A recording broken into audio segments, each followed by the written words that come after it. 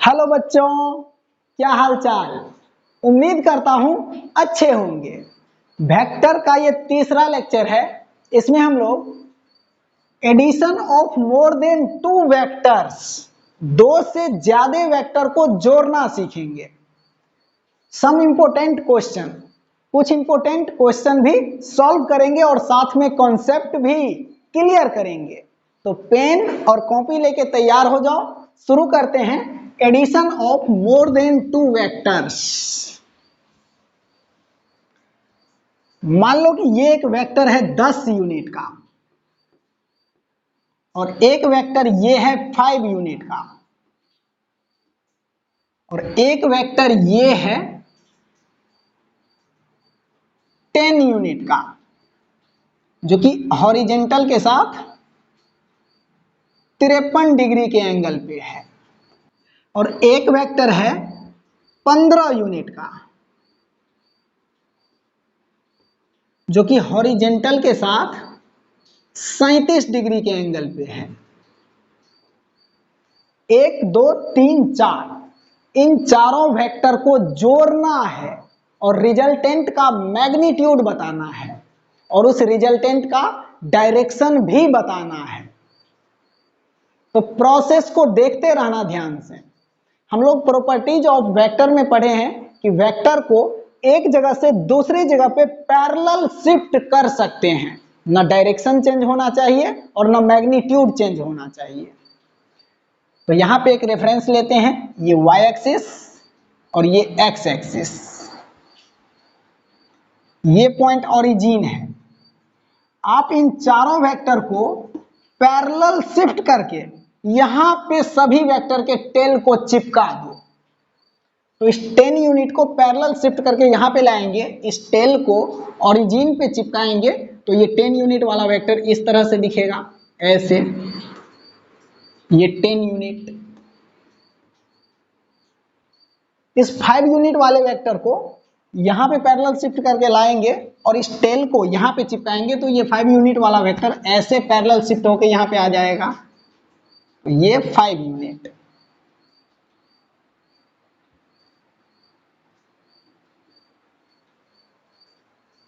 इस 10 यूनिट वाले वेक्टर को पैरेलल शिफ्ट करके यहां पे लाएंगे और इस टेल को ओरिजिन पे चिपकाना है और ये 10 यूनिट इस डायरेक्शन के साथ 53 डिग्री के एंगल पे है। तो ये यहां पे ऐसे पैरेलल शिफ्ट होकर आएगा, ऐसे। ये 10 यूनिट और ये एंगल 53 डिग्री। और ये 15 यूनिट वाला वेक्टर का टेल यहां पे चिपकाओ तो इसको पैरेलल शिफ्ट करके यहां पे लाएंगे तो ये इस तरह से आएगा, ऐसे 15 यूनिट। और ये एंगल हॉरिजेंटल के साथ ये 37 डिग्री के एंगल पे है। तो इस तरह से इन चारों वेक्टर के टेल को पैरेलल शिफ्ट करके हम इस ओरिजिन पे चिपका दिए। अब प्रोसेस को देखते रहना ध्यान से। यहां पे जो वेक्टर इस एक्सिस पे है उसको कुछ नहीं करना है और जो वेक्टर इस एक्सिस पे नहीं है उसका कंपोनेंट ले लेना है। इस 15 का कंपोनेंट इस एक्सिस पे और इस एक्सिस पे, इसी तरह से इस 10 का कंपोनेंट इस एक्सिस पे और इस एक्सिस पे। और वेक्टर का कंपोनेंट लेना हम लोग सीख चुके हैं वेक्टर 02 में। तो इस 15 यूनिट को इस डायरेक्शन में घुमाएंगे 37 डिग्री तो इस डायरेक्शन में इसका इफेक्ट आएगा 15 cos 37, 15 cos 37। इस 15 का इफेक्ट इस डायरेक्शन में आएगा 15 sin 37। इसी तरह से इस 10 यूनिट को इस डायरेक्शन में झुकाएंगे इधर तो 10 cos 53 और इधर झुकाएंगे तो 10 sin 53।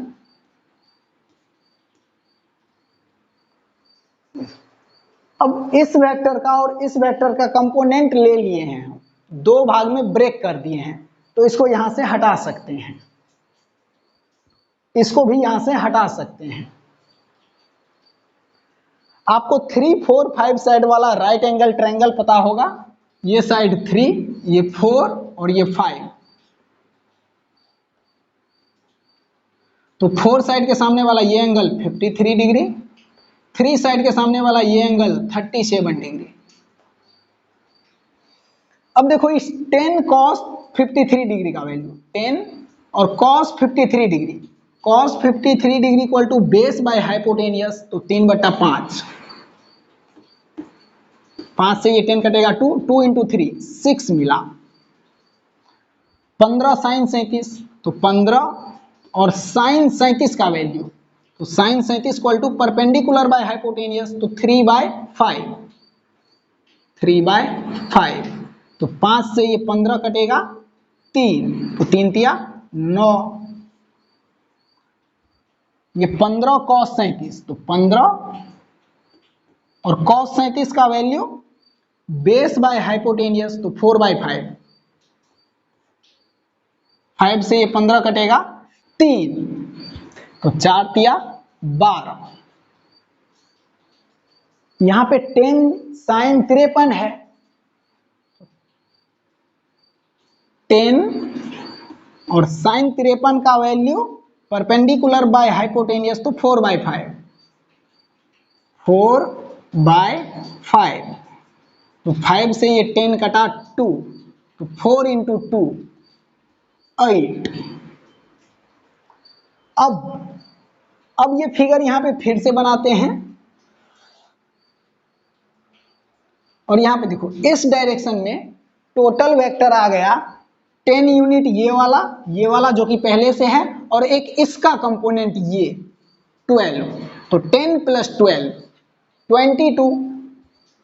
22। और इस डायरेक्शन में ये 5 पहले से है ये, और एक इसका कंपोनेंट 8, तो 5 + 8 13। और इस डायरेक्शन में 6 है और इस डायरेक्शन में 9 है। अब यहां पे देखो ये 22 और 6 आमने सामने है अपोजिट डायरेक्शन में, तो इन दोनों के रिजल्टेंट का मैग्नीट्यूड 22 - 6 16 होगा, ज्यादा मैग्नीट्यूड वाले के डायरेक्शन में 22 के डायरेक्शन में, तो इन दोनों का रिजल्टेंट इधर आएगा 16। और ये 13 और 9 भी आमने सामने है अपोजिट डायरेक्शन में, तो इन दोनों के रिजल्टेंट का मैग्नीट्यूड 13 - 9, 13 में से 9 गया तो 4, 13 के डायरेक्शन में, तो 4 यूनिट इन दिस डायरेक्शन। यहां पे अब दो वेक्टर दिख रहा है, दोनों के बीच का एंगल 90 डिग्री है, तो इन दोनों वेक्टर के रिजल्टेंट का मैग्नीट्यूड हम लोग निकाल सकते हैं। फॉर्मूला हमें आता है √a² + b² + 2ab cos theta, और थीटा है दोनों वेक्टर के बीच 90 डिग्री, और cos 90 डिग्री 0 होता है, तो cos थीटा वाला टर्म 0 चला जाएगा, तो 16 का स्क्वायर + 4 का स्क्वायर, 16 का स्क्वायर + 4 का स्क्वायर, तो 16 का स्क्वायर कितना 16 × 16, 6 6 के 36, 6 एकम 6 और 3 9, 16, 6 9 6 15, 1 और 1 2, 256 √256। और इस 256 में 4 का स्क्वायर मतलब 16, तो 256 में इस 16 को जोड़ेंगे तो ये आएगा 6 6 12 के 2 कैरी 1, 5 और 1 6 और 1 7 और ये 2, 272, 272, तो 272 यूनिट मिला इन चारों वेक्टर के रिजल्टेंट का मैग्नीट्यूड। अब इस रिजल्टेंट का डायरेक्शन भी हम यहां से निकाल सकते हैं। मान लो कि ये रिजल्टेंट इस डायरेक्शन में आ गया, √272 यूनिट, √272 यूनिट, तो ये एंगल कितना होगा, ये इसको अल्फा मान लो, तो tan अल्फा बराबर b sin theta by A plus B cos theta. Tan alpha बराबर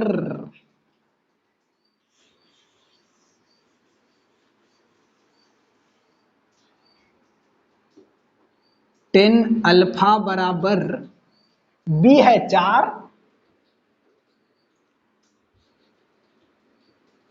और साइन थीटा में थीटा है दोनों वेक्टर के बीच का एंगल जो कि 90 डिग्री है, तो साइन 91 हो जाएगा। तो बी साइन थीटा में ओनली ये 4 आएगा, साइन थीटा 1 हो जाएगा bye A plus B cos theta. तो ए है 16 प्लस बी कॉस थीटा, तो कॉस 90 जीरो होता है, तो बी कॉस थीटा वाला टर्म जीरो। तो टेन अल्फा बराबर 4/16, इसको कट करेंगे तो 4 आएगा नीचे। तो यहां से अल्फा बराबर टेन इनवर्स 1/4 ये मिला रिजल्टेंट का डायरेक्शन।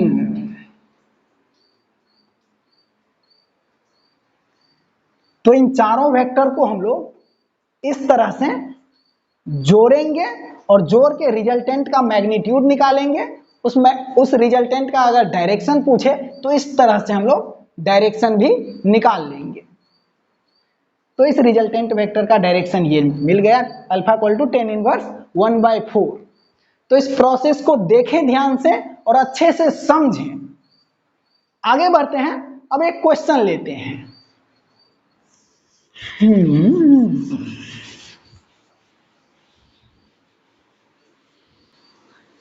क्वेश्चन देखो, क्वेश्चन है, ये है नॉर्थ का डायरेक्शन और ये है साउथ का डायरेक्शन, ये है ईस्ट का डायरेक्शन और ये है वेस्ट का डायरेक्शन।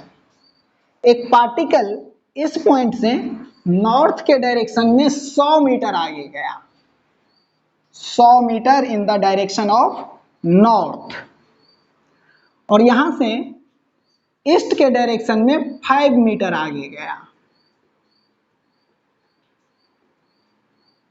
ठीक, और उसके बाद यहां से 37 डिग्री साउथ ऑफ ईस्ट गया है। 37 डिग्री साउथ ऑफ ईस्ट का मतलब ईस्ट के डायरेक्शन से 37 डिग्री पे चला है, ये एंगल 37 डिग्री, और 10 मीटर आगे गया है, 10 मीटर। और उसके बाद यहां से 53 डिग्री वेस्ट ऑफ साउथ गया है। 53 डिग्री वेस्ट ऑफ साउथ का मतलब साउथ के डायरेक्शन से 53 डिग्री पे, साउथ के डायरेक्शन से 53 डिग्री पे चला है और 15 मीटर आगे आया है। अब देखो यहां पे आपको 1 2 3 4 वेक्टर दिख रहा है, इन चारों के रिजल्टेंट का मैग्नीट्यूड निकालना है। तो वेक्टर एडिशन के पॉलीगॉन लॉ में हम लोग पढ़ चुके हैं कि अगर बहुत सारा वेक्टर हेड और टेल के साथ आपस में जुड़ा है तो पहले वेक्टर के टेल से लास्ट वाले वेक्टर के हेड को मिलाएंगे तो जो वेक्टर मिलेगा वही होगा इन सभी वेक्टर का रिजल्टेंट। तो यहां पे देखो 1 2 3 4 ये चारों वेक्टर हेड और टेल के साथ आपस में जुड़ा है, इसके हेड से इसका टेल, इसके हेड से इसका टेल, इसके हेड से इसका टेल। तो पहले वाले वेक्टर के टेल से लास्ट वाले वेक्टर के हेड को मिलाएंगे तो जो वेक्टर मिलेगा यही होगा इन चारों वेक्टर का रिजल्टेंट। तो इस रिजल्टेंट का मैग्नीट्यूड निकालना है। तो 2 से ज्यादा वेक्टर को जोड़ना अभी अभी हम लोग सीखे हैं, 1 2 3 4, इन चारों वेक्टर को जोड़ेंगे और फिर जो रिजल्टेंट आएगा उसका मैग्नीट्यूड निकालेंगे तो ये मिल जाएगा ये। तो प्रोसेस याद है ना, शुरू करें। इस ओरिजिन पे इन चारों वेक्टर के टेल को पैरेलल शिफ्ट करके लाओ, तो इस 100 मीटर को पैरेलल शिफ्ट करके यहां पे लाएंगे तो ये 100 मीटर होगा। 5 मीटर को पैरेलल शिफ्ट करके यहां पे लाएंगे तो ये होगा 5 मीटर।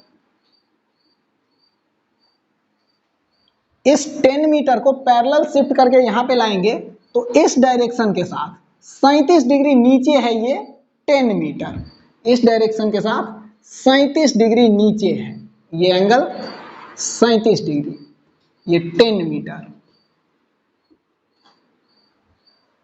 उसके बाद इस साउथ डायरेक्शन के साथ 53 डिग्री इधर है, 53 डिग्री वेस्ट के तरफ है ये 15 मीटर, इस डायरेक्शन के साथ 53 डिग्री इधर आ जाओ, ये 53 डिग्री 15 मीटर।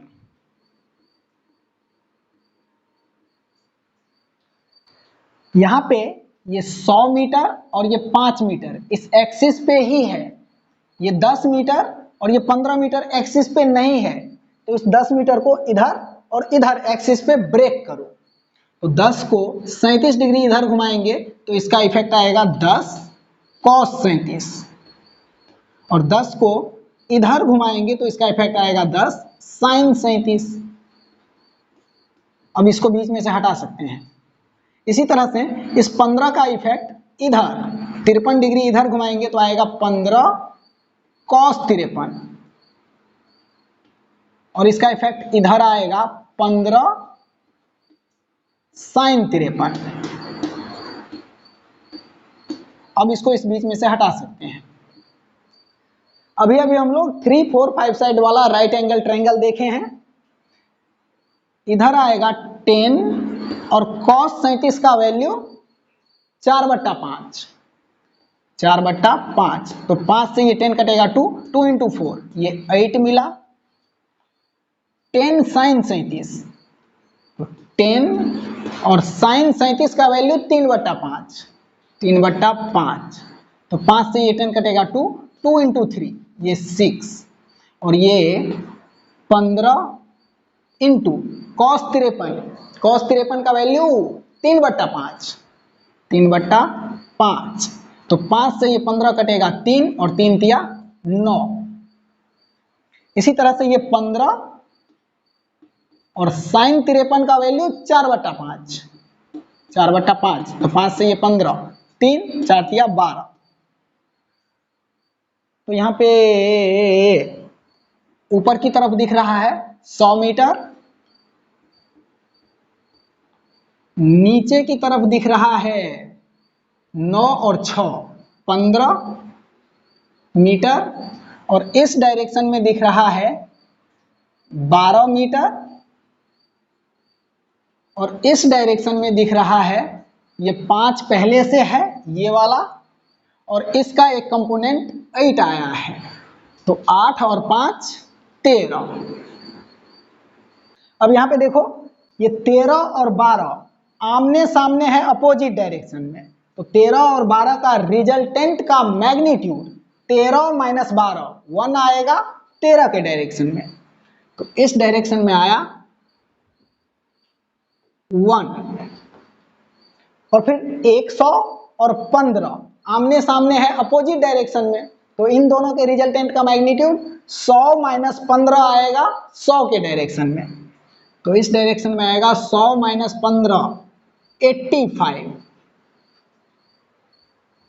ठीक, दोनों वेक्टर के बीच का एंगल 90 डिग्री है, तो इसको जोड़ेंगे तो रिजल्टेंट का मैग्नीट्यूड मिलेगा √1 का स्क्वायर प्लस 85 का स्क्वायर।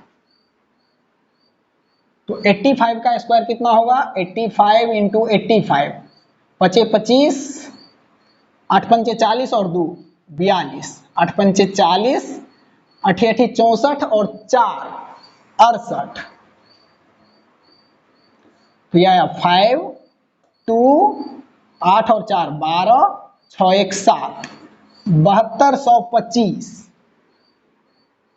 और इस 7225 में इस 1 का स्क्वायर मतलब 1, तो 7225 में 1 को ऐड करेंगे तो 7226, √7226 इतना मीटर मिला इन चारों वेक्टर के रिजल्टेंट का मैग्नीट्यूड।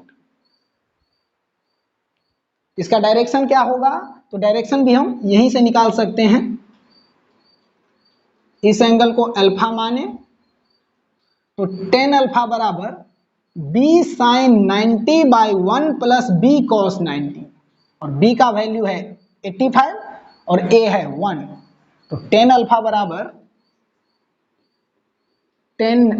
बराबर b है 85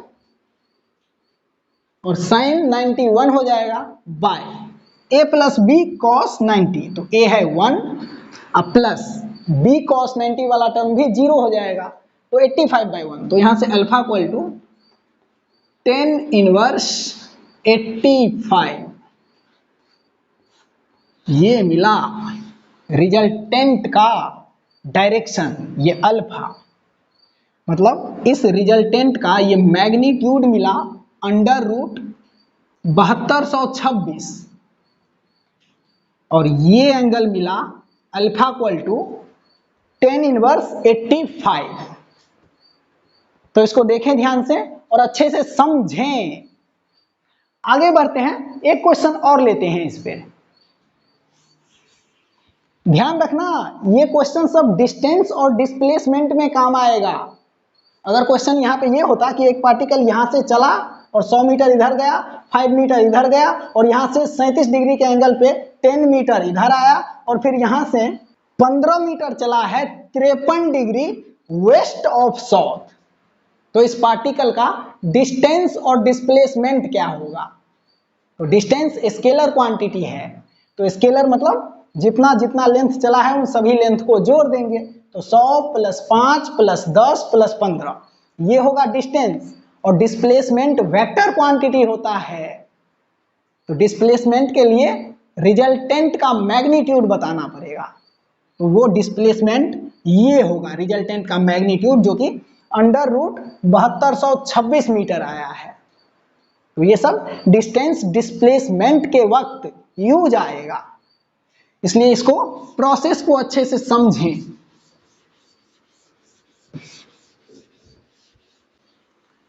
देखो क्वेश्चन,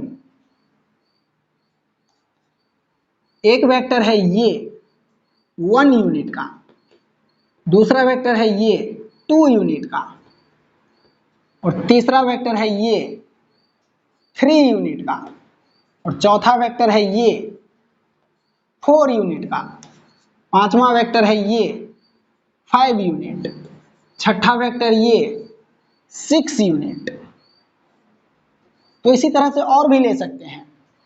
तो यहाँ पे 1 2 3 4 5 6 वेक्टर दिख रहा है, तो इन सभी के रिजल्टेंट का मैग्नीट्यूड निकालना है और रिजल्टेंट का डायरेक्शन भी निकालना है।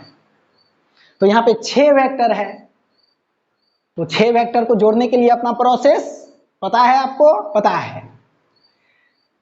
ये रेफरेंस, सभी वेक्टर के टेल को ओरिजिन पे लाके चिपकाओ, तो इस 1 को ओरिजिन पे लाके चिपकाएंगे तो 1 यूनिट इस डायरेक्शन में है, तो यहाँ पे होगा 1 यूनिट,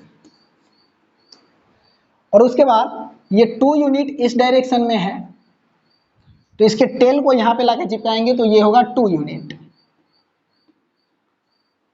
ये 3 यूनिट इस डायरेक्शन में है, तो इसके टेल को यहाँ पे चिपकाएंगे तो ये पैरेलल शिफ्ट होके ऐसे आएगा यहाँ पे 3 यूनिट। 4 यूनिट इस डायरेक्शन में है, तो इसके टेल को यहाँ पे चिपकाएंगे तो पैरेलल शिफ्ट होके ऐसे आ जाएगा यहाँ पे 4 यूनिट। और फिर 5 यूनिट इस डायरेक्शन में है, तो इसके टेल को पैरेलल शिफ्ट करके यहाँ पे चिपकाओ तो इस डायरेक्शन में आ जाएगा 5 यूनिट। और फिर ये 6 यूनिट इस डायरेक्शन में है, तो इसके टेल को यहाँ पे चिपकाएंगे तो इस डायरेक्शन में आ जाएगा 6 यूनिट। यहाँ पे सभी वेक्टर एक्सिस पे ही मौजूद है, तो यहाँ पे कंपोनेंट नहीं लेना पड़ेगा किसी वेक्टर का। तो अब यहाँ पे देखो इसका फिगर यहाँ पे बनाए, तो इस डायरेक्शन में टोटल वेक्टर हो गया 1 प्लस 5 6 यूनिट, इस डायरेक्शन में टोटल हो जाएगा 6 प्लस 2 8 यूनिट, इस डायरेक्शन में 3 और नीचे की तरफ 4, इधर 3 और नीचे 4।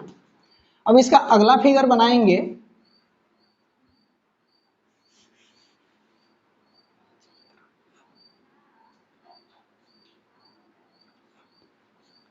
यहाँ पे ये 6 और 3 आमने सामने है, तो इन दोनों के रिजल्टेंट का मैग्नीट्यूड 6 - 3 इस डायरेक्शन में आएगा 3। अब ये 8 और 4 आमने सामने है, तो इन दोनों का मैग्नीट्यूड 8 - 4 इस डायरेक्शन में आएगा, 8 के डायरेक्शन में 8 - 4 4। अब इन दोनों वेक्टर के बीच का एंगल 90 डिग्री है। इन दोनों के रिजल्टेंट का मैग्नीट्यूड √4 का स्क्वायर 16 प्लस 3 का square 9 plus 2ab cos theta करेंगे तो थीटा 90 डिग्री है, तो cos 90 वाला टर्म 0 हो जाएगा। तो 16 और 9 √25 और √25 को रूट से बाहर निकालेंगे तो ये 5 यूनिट आएगा। तो इन वेक्टर्स का रिजल्टेंट का मैग्नीट्यूड मिला 5 यूनिट, और इस 5 यूनिट का डायरेक्शन क्या होगा, तो डायरेक्शन के लिए 4 और 3 के बीच में इधर कहीं पे आएगा ये रिजल्टेंट वेक्टर 5 यूनिट। तो ये एंगल कितना होगा, इसको अल्फा माने तो tan अल्फा बराबर b है 4 और a है 3, तो b sin थीटा और थीटा है 90 डिग्री sin 91, तो b है 4 और sin 91 बाय a है 3 अब प्लस b cos थीटा वाला टर्म भी 0 चला जाएगा क्योंकि थीटा 90 डिग्री है। तो tan अल्फा बराबर 4/3, तो अल्फा बराबर 53 डिग्री, क्योंकि tan 53 डिग्री का वैल्यू 4/3 होता है। 3, 4, 5 साइड वाले ट्रायंगल में आप इसको देख सकते हैं, tan 53 डिग्री इक्वल टू 4/3 आएगा। तो इसको देखें ध्यान से और समझें। आइए अब इसको मिटा रहे हैं, एक दो कॉन्सेप्ट और देखते हैं।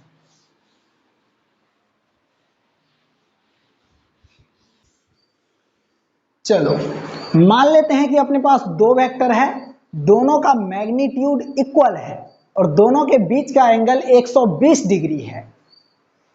एक वेक्टर ये है a और एक वेक्टर ये है a, इन दोनों का मैग्नीट्यूड इक्वल है और दोनों के बीच का एंगल 120 डिग्री है। तो इन दोनों के रिजल्टेंट का मैग्नीट्यूड कितना होगा, तो इन दोनों के रिजल्टेंट का मैग्नीट्यूड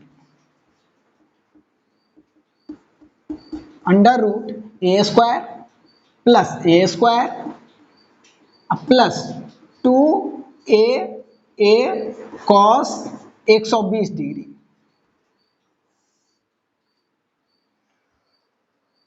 तो √a² plus a² 2a² plus 2a into a, तो 2a² और cos 120 डिग्री का वैल्यू -1/2 -1/2।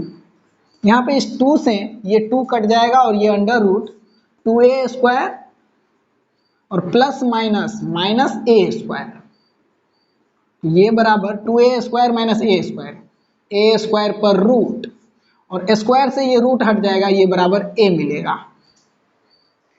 तो दो इक्वल वेक्टर को जब 120 डिग्री के एंगल पे रखेंगे तो इन दोनों के रिजल्टेंट का मैग्नीट्यूड भी a के बराबर ही मिला। तो इन दोनों के बीच में आएगा कहीं पे इन दोनों का रिजल्टेंट, इसका मैग्नीट्यूड भी a के बराबर मिला। अब ये रिजल्टेंट इस वेक्टर से कितना एंगल पे होगा, कितना एंगल पे होगा, ये अल्फा निकाल लेते हैं। tan अल्फा बराबर b sin थीटा, तो b है a और sin थीटा, तो दोनों वेक्टर के बीच का एंगल है 120 डिग्री। sin 120 डिग्री का वैल्यू वही होगा जो sin 60 डिग्री का वैल्यू होता है। तो sin 60 √3/2 होता है, sin 120 भी √3/2। अब बट्टा a plus B cos theta, तो a प्लस b a के बराबर है और cos 120 डिग्री का वैल्यू -1/2, -1/2। तो यहां से a √3/2 और बाय a प्लस माइनस हो जाएगा यहाँ पे, तो a - a/2, ये बराबर a √3/2 और बाय a - a/2, a/2 होगा। तो यहां से a कटेगा, बाई 2 से बाई 2 कट जाएगा और ये √3 बचेगा। तो tan अल्फा बराबर √3। तो tan कितने डिग्री का वैल्यू √3 होता है? 60 डिग्री का।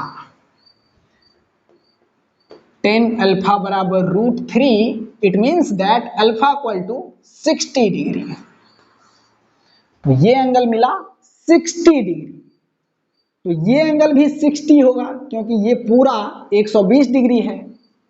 इसका मतलब ये रिजल्टेंट इन दोनों वेक्टर से इक्वल एंगल पे गया। यहां से भी 60 पे और यहां से भी 60 पे। 60 + 60 = 120। तो जब दो इक्वल वेक्टर को ऐड करेंगे तो रिजल्टेंट उन दोनों वेक्टर के एग्जैक्ट मिड में जाता है, एग्जैक्ट बीच में। ठीक है, तो ये कॉन्सेप्ट ध्यान रखना। अब मान लो अपने पास 3 वेक्टर है और तीनों का मैग्नीट्यूड इक्वल है। तो उन तीनों वेक्टर को किसी एक ही प्लेन में कैसे रखें ताकि उन तीनों के रिजल्टेंट का मैग्नीट्यूड 0 हो जाए। तो देखो, एक वेक्टर ये है a और दूसरा वेक्टर ये है, इसका मैग्नीट्यूड भी a ही है। इन दोनों के बीच का एंगल 120 डिग्री है। अब इन दोनों का जो रिजल्टेंट होगा वो एग्जैक्ट इन दोनों के बीच में जाएगा, इधर कहीं पे, इधर, और इसका मैग्नीट्यूड भी a के बराबर ही आएगा। अब अगर तीसरा वेक्टर इसके ठीक अपोजिट डायरेक्शन में इधर लगा दें a मैग्नीट्यूड का, तो अब ये वेक्टर इन दोनों का जो रिजल्टेंट है ये इसको कैंसिल कर देगा। तो इन तीनों वेक्टर के रिजल्टेंट का मैग्नीट्यूड 0 हो जाएगा। यहाँ पे ये एंगल 120 डिग्री है, ये एंगल और ये एंगल कितना होगा, इसको थीटा मानो, तो इसी एंगल के बराबर होगा ये एंगल भी, ये भी थीटा। तो थीटा प्लस 120 = 360 डिग्री। तो theta plus theta, 2 theta plus 120 = 360। तो 2 थीटा बराबर 360 में से 120 गया तो कितना बचा, 0 में से 0 0, 6 में से 2 4 और 3 में से 1 2, 240। ये 2 से ये 240 कटेगा 120, तो ये थीटा भी 120 डिग्री आया। ये एंगल भी 120 डिग्री होगा। तो अब यहां पे देखो, 3 वेक्टर a और a, ये तीनों कॉन्सेक्यूटिवली 120, 120 और 120 डिग्री के एंगल पे है। तो इन तीनों के रिजल्टेंट का मैग्नीट्यूड 0 हो गया है। तो यहां से भी एक कॉन्सेप्ट ध्यान रखना कि अगर बहुत सारा इक्वल वेक्टर है और सभी वेक्टर किसी एक प्लेन पे कॉन्सेक्यूटिवली इक्वल एंगल पे है, तो उन सभी वेक्टर के रिजल्टेंट का मैग्नीट्यूड 0 होगा।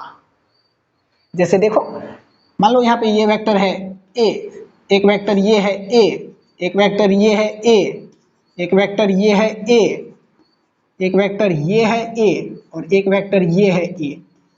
और ये एंगल, ये एंगल, ये एंगल, ये एंगल, ये एंगल और ये एंगल इक्वल है। इन सभी वेक्टर का मैग्नीट्यूड भी इक्वल है और एक ही प्लेन पे है और सभी वेक्टर कॉन्सेक्यूटिवली इक्वल एंगल पे रखा है। तो यहां पे इन सभी वेक्टर के रिजल्टेंट का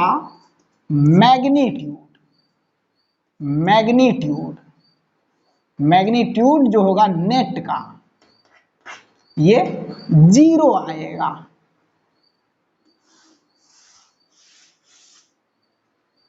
ओके, तो ये कॉन्सेप्ट क्लियर है। आगे बढ़ते हैं, अब अगला कॉन्सेप्ट देखो।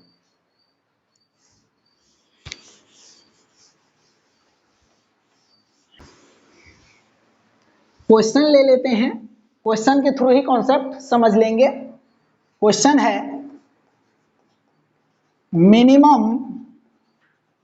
Minimum number of coplanar unequal vector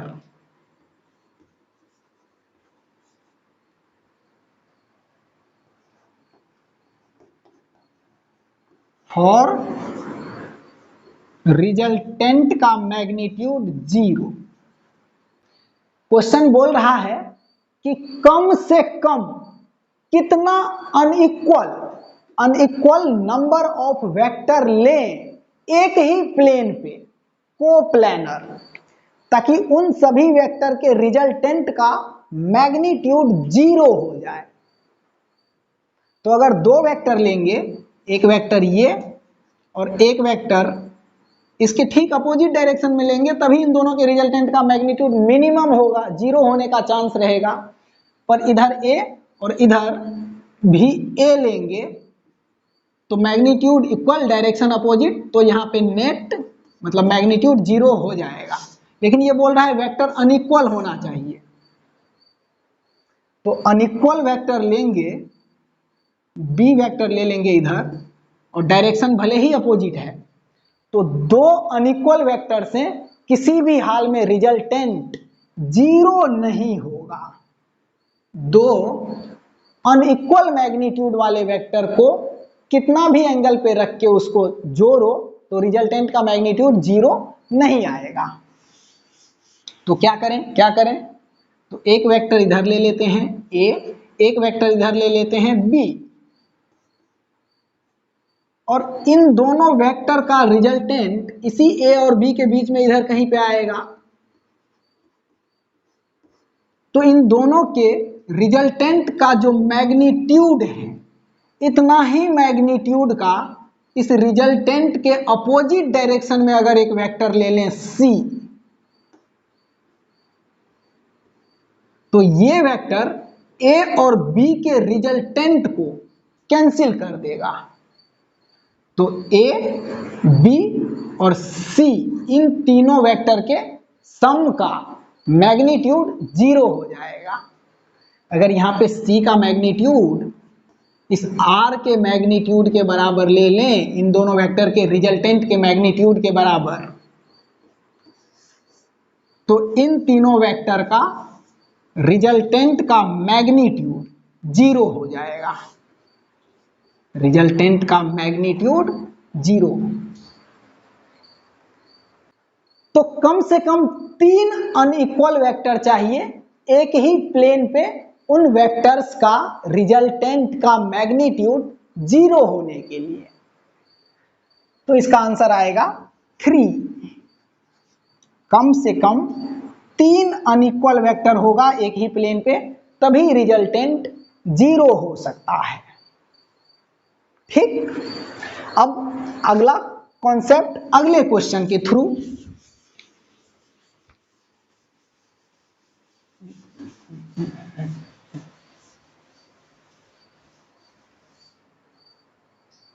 question है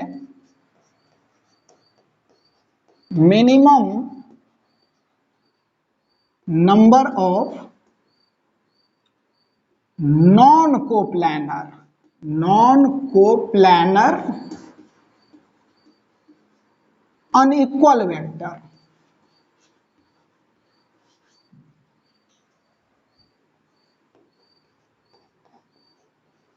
फॉर रिजल्टेंट का मैग्नीट्यूड 0। कम से कम कितना अनइक्वल वेक्टर होना चाहिए ताकि उन सभी वेक्टर को एक ही प्लेन में न रखें, तब भी उन सभी वेक्टर के रिजल्टेंट का मैग्नीट्यूड 0 हो जाए। तो यहां पे देखो, अगर हम 3 वेक्टर लें नॉन कोप्लानर, तो एक वेक्टर ये, एक वेक्टर ये, और एक वेक्टर इस बोर्ड के प्लेन से अलग ले लेते हैं इस डायरेक्शन में, तो इन तीनों को जोड़ेंगे तो कभी 0 नहीं होगा, रिजल्टेंट कुछ ना कुछ इस डायरेक्शन में, इस स्पेस में आ जाएगा। या इस प्लेन के अलावा कहीं पे भी एक और वेक्टर लो और उन तीनों को जोड़ो तो रिजल्टेंट 0 नहीं आएगा। तो 3 नॉन कोप्लानर अनइक्वल वेक्टर से रिजल्टेंट का मैग्नीट्यूड 0 नहीं हो रहा है, तो 4 ले लो। एक वेक्टर ये है A, एक वेक्टर ये है B, और एक वेक्टर इस बोर्ड के प्लेन से कुछ एंगल पे ले लेते हैं इधर, बोर्ड के प्लेन से कुछ एंगल पे ले लेते हैं इधर, ये वेक्टर इधर है, इधर C। तो ये 3D फिगर है, एक वेक्टर इधर, एक वेक्टर इधर और एक वेक्टर इधर। तो इन तीनों का रिजल्टेंट इधर कहीं पे आएगा और इन तीनों के रिजल्टेंट के मैग्नीट्यूड के बराबर मैग्नीट्यूड वाला वेक्टर अगर इसके अपोजिट डायरेक्शन में ले लें तो इन तीनों के रिजल्टेंट को ये चौथा वेक्टर कैंसिल कर देगा। तो 4 अनइक्वल वेक्टर जो कि नॉन कोप्लैनर है, एक प्लेन में भी नहीं है, इन चारों का रिजल्टेंट का मैग्नीट्यूड 0 हो जाएगा। तो इन तीनों का जो रिजल्टेंट होगा इधर, vector A plus vector B plus vector C, इतना ही मैग्नीट्यूड का इसी के अपोजिट डायरेक्शन में एक वेक्टर ले लेते हैं D। तो ये D वेक्टर A, B और C के रिजल्टेंट को कैंसिल कर देगा।